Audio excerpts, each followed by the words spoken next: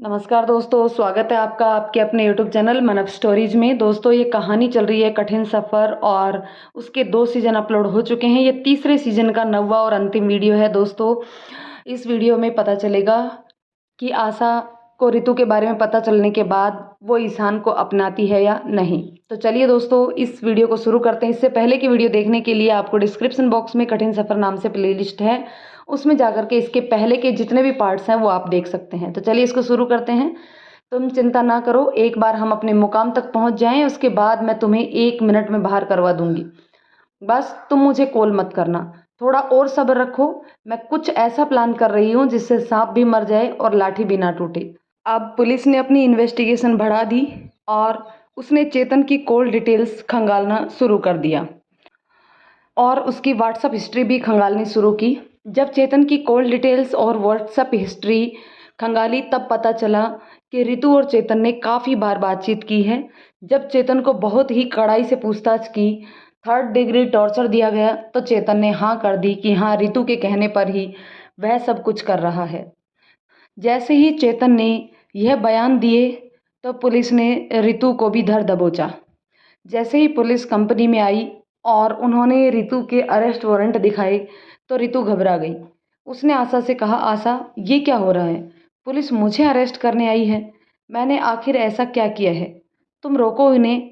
आशा ने कहा, देखो ऋतु, पुलिस अपनी इन्वेस्टिगेशन कर रही है और अगर कंपनी के किसी भी एम्प्लॉय के साथ ऐसा हुआ है और अगर पुलिस इन्वेस्टिगेशन कर रही है तो हमें उनके साथ कोऑपरेट करना चाहिए। तुम्हें भी एक बार पुलिस के साथ जाना चाहिए और जो भी वह छानबीन करना चाहते हैं उसमें उनकी मदद करनी चाहिए। आशा, तुम यह क्या कर रही हो? क्या कह रही हो? तुम्हें पता भी है पुलिस मुझे अरेस्ट करने आई है। ऋतु, पुलिस तुमसे कुछ सवाल जवाब करने आई है। उन्हें तुम पर शक है। प्लीज़ तुम भी उन्हें कोऑपरेट करो। तुमसे पूछताछ करके वापस भेज देंगे। लेकिन आशा, तुम यह जानती हो ना कि मैं ऐसा नहीं कर सकती। ऋतु, पुलिस अपना काम कर रही है, उसे करने दो प्लीज़। मैं पुलिस के काम में दखल अंदाजी करना पसंद नहीं करूँगी। इतना कहकर आशा अपने केबिन में चली गई। पुलिस ऋतु को लेकर चली गई और वहाँ पुलिस ने पूछताछ कर सब पता लगाया कि ऋतु और चेतन मिलकर ही ये प्लान बनाया था। पुलिस ने आशा को वहाँ बुलाया और उसे सब बातें बताई। आशा ने इंस्पेक्टर से रिक्वेस्ट की कि वह ऋतु से मिलना चाहती है। आशा ने ऋतु से कहा, ऋतु, मुझे तुम पर पहले ही शक था, परंतु मैं तुम पर इतना विश्वास करती थी कि वह सब मेरे लिए कोई मायने नहीं रखता था। मुझे लगता था कि वह मेरा केवल और केवल वहम है। पर मैं आज तुमसे बस इतना सब पूछना चाहती हूँ कि आखिर तुमने ऐसा क्यों किया? क्या वजह रह गई थी? मैंने हर वक्त तुम्हें अपनी दोस्त के अलावा अपनी बहन के रूप में माना था। आखिर तुमने ऐसा क्यों किया था? क्या मुझसे कोई गलती हो गई थी? चाहती क्या थी तुम? एक बार मुंह से बोलती तो सही।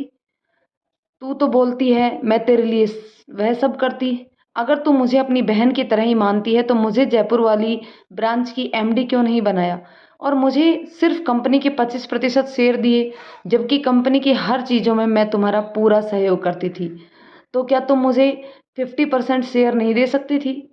मैंने तुम्हें जयपुर ब्रांच के अलावा किसी भी ब्रांच का एमडी बनाने के लिए कहा था, परंतु तुम मानी ही नहीं। तो इसमें मेरी क्या गलती है? रही बात शेयर की, तो 25% शेयर मैंने तुम्हें दे दिए थे, बाकी के शेयर तुम धीरे धीरे करके बढ़ा सकती थी। तुम्हारे पास खूब पैसे हैं। तुम चाहती तो जैसे लोग शेयर खरीद रहे हैं वैसे ही खरीद खरीद के अपने शेयरों का हिस्सा बढ़ा सकती थी। तुम्हें कंपनी में हर काम का पगार तो मिल ही रहा था। वैसे तुम चेतन से कैसे मिली? उसे अपने साथ कैसे मिलाया?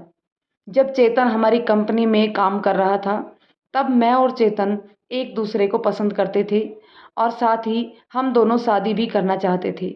इसी बीच तुमने चेतन को कंपनी से टर्मिनेट कर दिया, इसलिए चेतन गुस्सा था।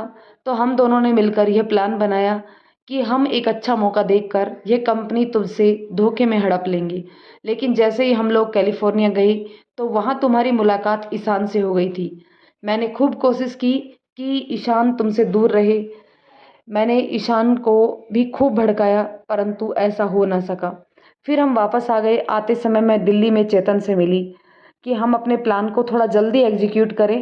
परंतु यहाँ आते ही मुझे पता चला कि ईशान हमारे पीछे जयपुर आ गया और ईशान को देखकर मेरा दिमाग खराब हो गया कि अब जो हम कुछ भी करना चाहते थे वह ईशान बिल्कुल नहीं करने देगा। और अगर तुमने ईशान को माफ़ कर दिया तब तो शायद इस कंपनी से ही हम लोगों को बाहर हो जाते। इसलिए हम जल्दी से जल्दी ईशान को तुमसे दूर और तुम्हारी कंपनी अपने नाम करना चाहते थे। तभी ईशान बोला, लेकिन रितु, तुमने ये सोच भी कैसे लिया कि तुम आशा को इस तरह चीट करोगी। जैसे ही मुझे तुम्हारे इरादों का पता चला मैंने सोच लिया था कि मुझे आशा को बचाना है। कोई भी इंसान अपने दोस्त की ज़िंदगी में हंसी खुशी देखना चाहता है, परंतु तुम कुछ अलग ही करना चाहती थी। उसी वक्त मैंने सोच लिया था कि मुझे जाकर आशा और तुम्हारे ऊपर नज़र रखनी है। मैं लगातार तुम्हारे ऊपर नज़र रख रहा था, परंतु मुझे नहीं पता था कि तुम इतनी जल्दी सब कुछ कर दोगी। मुझे तो लगा था कि तुम इतनी सहजता से काम करने की कोशिश करोगी कि किसी को भी कुछ पता ही नहीं चल पाए, परंतु तुमने तो इतनी जल्दबाजी में सब कुछ किया कि तुम अपने आप ही पकड़ी गई। हमें तो इन सब के पीछे कुछ भी करने की आवश्यकता नहीं पड़ी। जब ईशान बोलकर चुप हो गया तब आशा ने कहा, ईशान, तुम यहाँ कब आए? तुम जहाँ कहीं भी जाती हो मेरी नज़र हमेशा तुम पर रहती है और रितु पर भी। आज जब तुम ऑफिस से निकली तो मैं भी पीछे आ गया। आशा ने जब से मेरे लिए गाड़ी भेजी मैं तब भी समझ गया था कि कोई ना कोई खतरा ज़रूर है, इसलिए और भी ज़्यादा मैं सतर्क हो गया था। हमेशा जब मैं घर या ऑफिस से बाहर निकलता था तो मैं इमरजेंसी नंबर मोबाइल में सबसे ऊपर डायल करके रखता था, ताकि कभी भी कोई भी इमरजेंसी हो मुझे तुरंत कॉल करने का मौका मिल जाए। वही मैंने उस दिन भी किया, तभी तो मैं तुरंत पुलिस को बुला पाया। आशा ने भावुक होकर रितु से कहा, रितु, मैंने तुम पर इतना ट्रस्ट किया कि मैं अपने पूरे परिवार से ऊपर मैंने तुम्हें पाया था। हमेशा तुझे ही अपना सब कुछ अपना परिवार मानती थी, पर मुझे नहीं पता था कि तू ही एक दिन मुझे इस तरीके से चीट करेगी। एक बार तू मुंह से बोल कर तो देखती, मैं तुझे कंपनी के 50% शेयर भी दे देती। इतना बड़ा एम्पायर मैंने खड़ा किया है, मैं इसे और भी बड़ा कर लेती, परंतु तुम्हें ऐसा नहीं करना चाहिए था। तुमने मेरे साथ बहुत बड़ा विश्वासघात किया है, इसलिए रितु, मैं तुम्हारी अब कोई भी मदद नहीं कर पाऊंगी। इंस्पेक्टर साहब, अब इन्हें आप ही संभालिए, हो सके तो इनकी सज़ा थोड़ी कम कर दीजिए। यह कहकर आशा वहाँ से खड़ी हो गई। जब आशा जाने लगी तो ईशान उठकर आशा के साथ चल दिया। आशा ने अपनी आंखों में आए आंसुओं को पोंछा तो ईशान ने आगे बढ़कर आशा का हाथ पकड़ लिया और उसे अपने सीने से लगाकर कहा, तुम्हें रोने की जरूरत नहीं है आशा, अब तुम्हारे ऊपर कोई आँच नहीं आएगी। अब मैं यहाँ पर जो आ गया हूँ, मैंने रितु के बारे में सारी इन्फॉर्मेशन सर्च कर ली है कि उसमें क्या क्या प्लानिंग बनाई थी, और वह सारी की सारी इन्फॉर्मेशन मैंने पुलिस को भी दे दी है। आशा, तुम्हें पता है रितु ने जाली कागजात भी बनवा लिए थे और उन जाली कागजात पर किसी न किसी बहाने से तुम्हारे साइन करवाना चाहती थी और तुमसे इस कंपनी को हड़प कर चेतन के साथ शादी करके इस कंपनी के मालिक बनने के इरादे से बैठी थी। यह सब मैंने उसके बारे में पता लगा लिया है, परंतु अब ऐसा कुछ भी नहीं होगा। आशा ने भी ईशान के कंधे पर सर रख लिया और उसकी आंखों से लगातार आंसू बह रहे थे कि क्यों अपने ही हमें बार बार धोखा देते हैं। ईशान ने आशा के चेहरे को अपने दोनों हाथों में पकड़ते हुए कहा, आशा प्लीज़ मुझे माफ़ कर दीजिए, मुझे बस मेरी आशा चाहिए। बोलो आशा, क्या तुम मुझे माफ़ करोगी? ईशान, प्लीज़ मुझे छोड़ दो कंपनी। नहीं आशा, तुम 5 साल से अकेली ही रह रही हो, अब मैं तुम्हें अकेला नहीं छोड़ सकता। मैं नहीं चाहता कि कोई और आए और वह तुम्हारी भावनाओं के साथ खेल कर चला जाए। मैंने जो भी गलती की है उसकी तुम जो चाहो वो सज़ा मुझे दे सकती हो। मुझे तुम्हारी दी हुई हर एक सज़ा मंजूर है, परंतु अब मैं तुमसे ज़्यादा दिन तक दूर नहीं रह सकता। ईशान वहीं बैठ जाता है, जब तक तुम मुझे माफ़ नहीं कर देती। चलो ईशान, हम ऑफिस चल के बात करते हैं। ईशान और आशा दोनों ऑफिस आ गए। ईशान और आशा केबिन में बैठे हुए थे और ईशान ने कहा, मैं ये पढ़ लेता हूँ कि जब तक तुम मुझे माफ़ नहीं कर दोगी मैं इस जगह से हिलूँगा भी नहीं, और ना ही खाना खाऊँगा और ना ही मैं पानी पीऊँगा, जब तक मेरी आशा खुद खाना बनाकर मुझे नहीं खिलाएगी। मैं भूखा ही रहूँगा, भले ही कुछ भी हो जाए। आशा ने गहरी लंबी सांस लेकर कहा, ईशान, मैं तुम्हें माफ़ कर चुकी हूँ, परंतु मैं ये देखना चाह रही थी कि क्या तुम रियल में माफ़ी के लायक हो या नहीं। मैं तुम्हें टेस्ट कर रही थी और उसमें तुम पास हो चुके हो, इसलिए मैंने तुम्हें माफ़ कर दिया। क्या? सच में? ईशान ने कहा। हाँ, सच में, आशा ने कहा। तो फिर आज तुम ऑफिस में नहीं रहोगी, बल्कि मेरे साथ मेरे फ्लैट पर चलोगी। ईशान, तुम्हारे पास एक छोटा सा फ्लैट है, मेरे पास रहने के लिए बहुत बड़ा बंगला है, परंतु मुझे उस बंगले की चारों दीवारें खाने को दौड़ती हैं, इसलिए मुझे वहाँ जाना ज़्यादा अच्छा नहीं लगता। मैं बस कभी कभार ही वहाँ जाती हूँ और मेरा ज़्यादातर समय ऑफिस के ऊपर बने उस कमरे में ही बीतता है। बीती ताही बिसार दे आगे की सुध ले। प्लीज़ आशा, जो पीछे हुआ उसे भूल कर हमें आगे के बारे में सोचना चाहिए।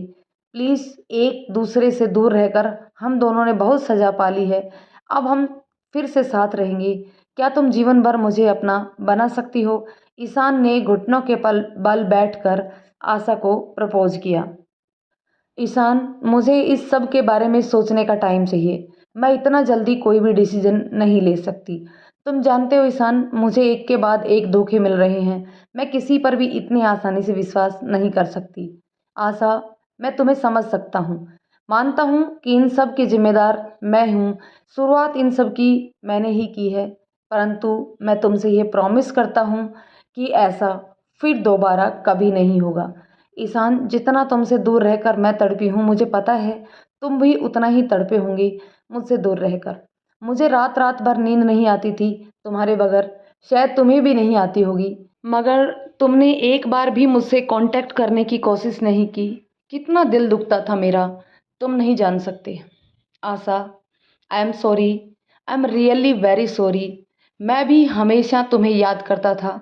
इस 5 साल में एक भी दिन ऐसा नहीं गया होगा जब मैंने तुम्हें याद नहीं किया होगा, पर मुझ में तुम्हारा सामना करने की तब इतनी हिम्मत नहीं थी। मैंने तुमसे माफ़ी मांगी थी, परंतु उस समय तुमने गुस्से गुस्से में मुझे माफ़ नहीं किया। उसके बाद मैंने सोचा कि चलो ठीक है, आशा को समय देना चाहिए। जब उसका गुस्सा शांत होगा तब मैं उससे बात करूँगा।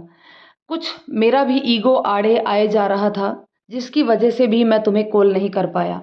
उसके बाद जब मुझे पता चला कि तुम अपना एक बिजनेस शुरू कर चुकी हो, तब मैंने तुम्हें वापस खींचना नहीं चाहा और मैंने यही चाहा कि तुम अपने बिजनेस में आगे बढ़ो, तुम तरक्की करो। मैं तुम्हारी इस तरक्की के बीच में नहीं आना चाहता था। मुझे यह नहीं पता था कि तुम इस मुकाम तक पहुंच जाओगी। जैसे ही मुझे पता चला कि तुम्हारी कंपनी दिन दुगनी और रात चौगुनी तरक्की कर रही है, तब मैं इसलिए रुक गया कि कहीं तुम्हें ऐसा ना लगे कि मैं तुम्हारे पैसों के लिए तुम्हारे पास आ रहा हूँ। बस यही सब बार बार मेरे दिमाग में आता था कि कहीं मेरे लिए तुम्हारे अंदर जो भी थोड़ी बहुत इज्जत सम्मान जो कुछ भी बचा है वह भी ख़त्म ना हो जाए। बस इसी चक्कर में मैं तुम्हारे पास नहीं आ पाया। मैं कैलिफोर्निया इसलिए गया था आशा कि वहाँ पर अच्छा पैसा कमाकर इंडिया में आकर अपना एक बिज़नेस खड़ा करूँ, और जब मैं तुम्हारे लेवल का हो जाऊँ तब मैं वापस तुम्हें प्रपोज करूँ। परंतु शायद किस्मत को कुछ और ही मंजूर था। बस हमारा दूर रहना शायद इतने ही दिनों का लिखा था, इसलिए कैलिफोर्निया में मेरी आपसे मुलाकात हो गई। और उसके बाद जब मैंने अपने दोस्त को बताया तो उसने मुझे कहा कि अगर तू सब कुछ सही होने के बाद भी आशा से मिलना चाहता है तो तू भूल जा कि तेरी आशा तुझे कभी मिलेगी। तू हमेशा ऐसे ही विरह की अग्नि में तपता रहेगा। अगर तू तपता रहेगा, इधर तू तपता रहेगा, उधर आशा तपती रहेगी।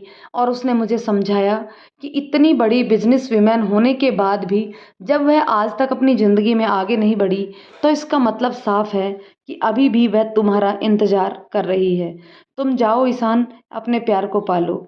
तब हिम्मत करके मैंने वापस इंडिया आने का प्रोग्राम बनाया और मैंने सोच लिया था, मैंने कसम खा ली थी कि अब मैं तुम्हें पाकर ज़रूर पाकर रहूँगा, चाहे भले ही उसके लिए मुझे कुछ भी क्यों ना करना पड़े। ईशान, तुमने यह सोच भी कैसे लिया कि मैं तुम्हारे अलावा किसी और के साथ ज़िंदगी में आगे बढ़ जाती? नहीं ईशान, मैं ऐसा कभी नहीं करती। हाँ, जब रितु ने मुझसे झूठ कहा था कि तुमने सगाई कर ली है और तुमने उसे शादी के लिए इनवाइट किया है, तब मुझे बड़ा दुख हुआ था। और उस वक्त मुझे पहली बार ऐसा लगा था कि मैंने तुम पर विश्वास करके बहुत बड़ी भूल कर दी है और मुझे भी तुम्हारा इंतज़ार नहीं करना चाहिए था। मुझे भी ज़िंदगी में आगे बढ़ना चाहिए था। उस वक्त भी मुझे रितु की बातों पर विश्वास नहीं हो रहा था, परंतु तुमसे मिलने के बाद मुझे पता चला कि रितु वास्तव में झूठ बोल रही थी। मैंने यह ट्राई करने की कोशिश की कि कहीं तुम्हारी लाइफ में कोई और तो नहीं है, इसलिए मैंने तुम्हें इंस्टाग्राम पर भी एक फ्रेंड रिक्वेस्ट भेजकर मैसेज किया था, पर तुमने उस मैसेज में कोई इंटरेस्ट नहीं दिखाया। तब मुझे समझ में आ गया था कि तुम भी अभी तक मेरा ही इंतज़ार कर रहे हो। अच्छा, तो वो दृष्टि तुम ही थी क्या? हाँ, वह मैसेज मैंने ही किया था। यह कहकर आशा के चेहरे पर स्माइल आ गई। आशा ने पियून को आवाज़ लगाई और सभी एम्प्लॉयज़ को तुरंत एक साथ इकट्ठा करने के लिए कहा। 10 मिनट में सभी एम्प्लॉयज़ इकट्ठे हो गए। तब आशा ने पब्लिकली सबके सामने अनाउंसमेंट किया कि आज तक तुम सब लोग मेरे पास्ट को जानने की कोशिश करते थे, तो आज मैं तुम सबके सामने अपने पास्ट के बारे में बताती हूँ कि मैंने और ईशान ने कुछ साल पहले अरेंज मैरिज की थी और किसी कारणवश हम दोनों की तरफ की गलतफहमियां और ईगो की वजह से हम कुछ समय के लिए अलग अलग थे। लगभग 5 साल हम अलग अलग रहे और आज ऑफिशियली मैं दोबारा ये अनाउंस करना चाहती हूँ कि मुझे ईशान से कोई प्रॉब्लम नहीं है और मैं ईशान को ऑफिशियली दोबारा अपनाना चाहती हूँ। आज से ईशान मेरा एक्स हस्बैंड नहीं बल्कि हस्बैंड होगा। आशा ने मैनेजर से कहा कि वो वकील को बुलाएं और कोर्ट में ईशान के साथ मैरिज के पेपर तैयार करवा दें। आज ही मैं ईशान से दोबारा शादी कर रही हूँ। वहाँ खड़े सभी लोगों ने जोरदार तालियां बजाई। तब तक मैनेजर ने वकील को कॉल कर दिया था। मैम, वकील अभी आता ही होगा।